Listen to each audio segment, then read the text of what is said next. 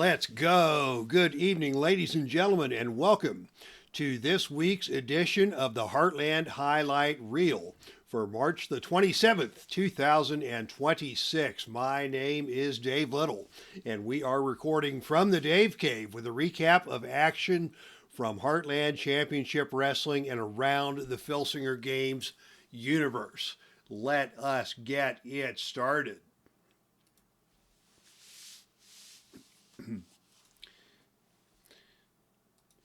Last night in the Heartland, it was the mighty men of the Atlantic Wrestling Federation invading the Greensboro Coliseum for a full night of action, brought to you by AWF Commissioner Gordon Soley, and of course the voice at ringside, Epic Dave, for that occasion.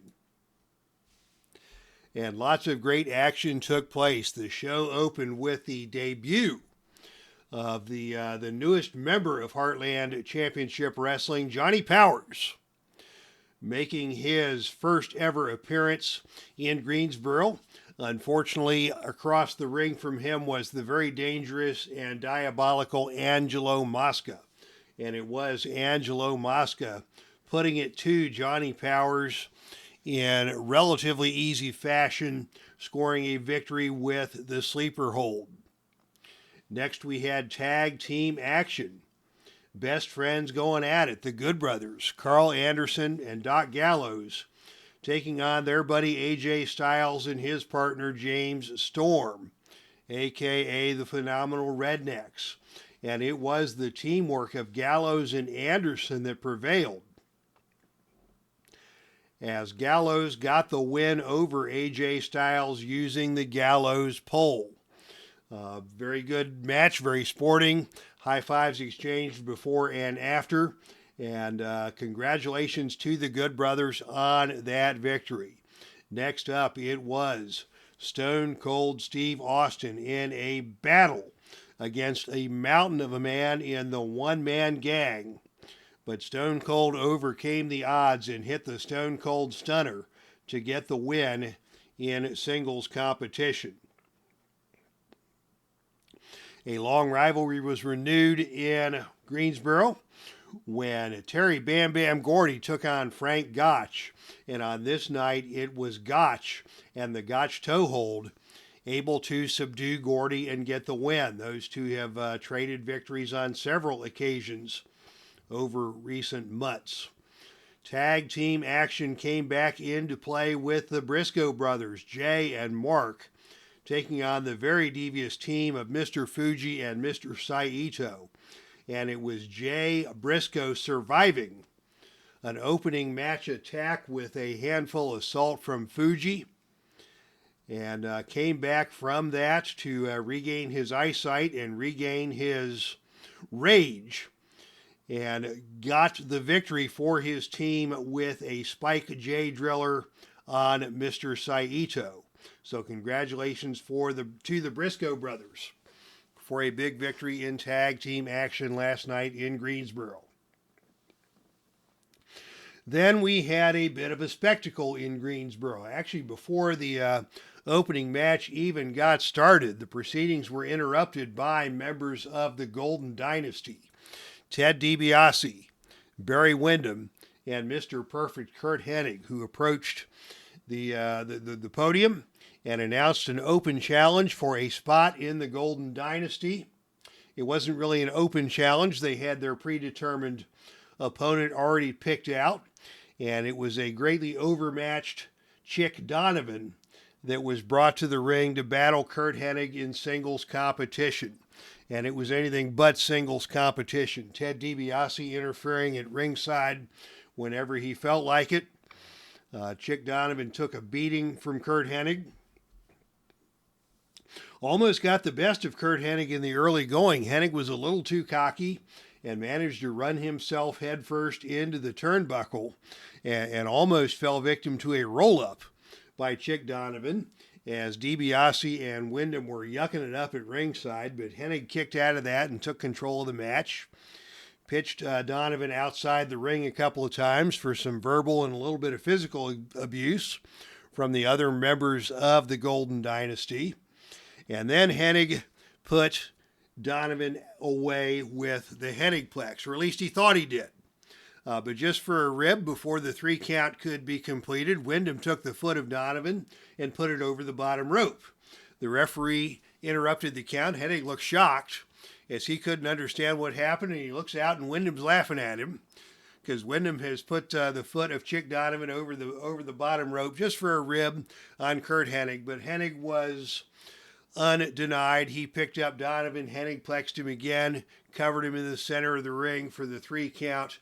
Good afternoon and good night, Chick Donovan, and really more of a travesty. These guys acting like a bunch of jerks. Curt Hennig and DiBiase and Wyndham, taking a guy that's just trying to earn a living in the wrestling business and making him the butt of the joke in Greensboro last night.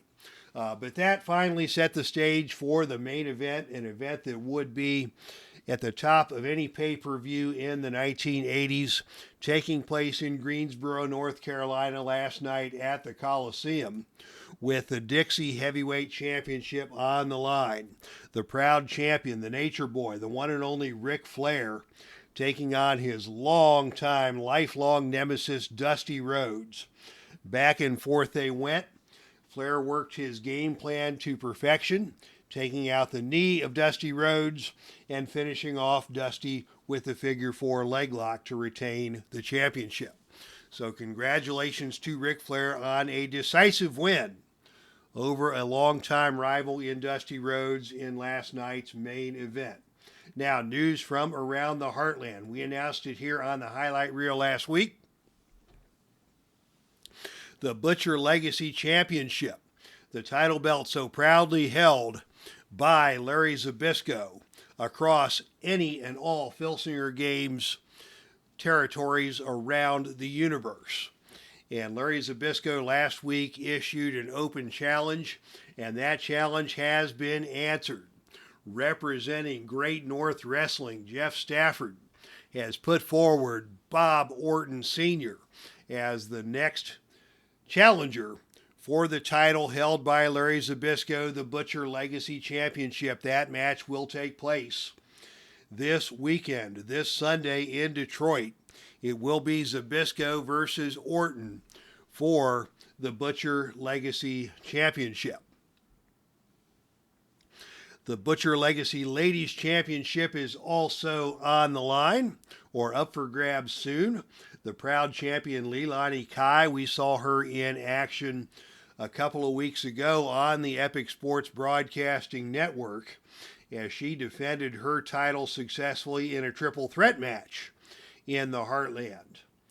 And now it is Velvet Wrestling that is stepping up to choose the next challenger for the for the Butcher Legacy Ladies Championship. A battle royal has been scheduled in Velvet, and the winner of that ladies battle royal will get the next shot at Leilani Kai for the Butcher Legacy Ladies Championship.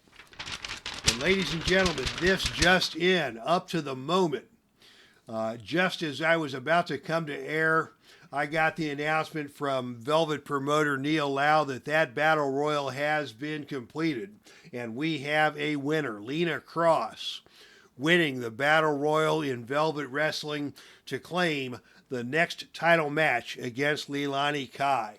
This Lena Cross is impressive, 6 feet tall, athletic, determined, and dangerous. Leilani Kai is going to have her work cut out for her when she steps in the ring against the likes of Lena Cross. The scheduling of that match is still to be determined. It may take place in the Heartland next weekend on the Epic Sports Broadcasting Network. Negotiations are underway for that as we speak. Now, this weekend in Detroit, there will be Heartland Ladies Wrestling on the line. A brand new title belt has been unveiled for the existing Mistress of Mayhem Championship.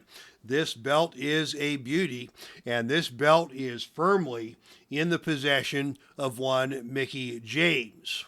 the Mistress of Mayhem. All these matches are no holds barred and no disqualification. Mickie James has claimed that title and defended it proudly. And this weekend, this Sunday night in Detroit, Umagi Sanaka is going to come calling. I still can't say her name. Umagi Sayaka is going to come calling for the Mistress of Mayhem Championship.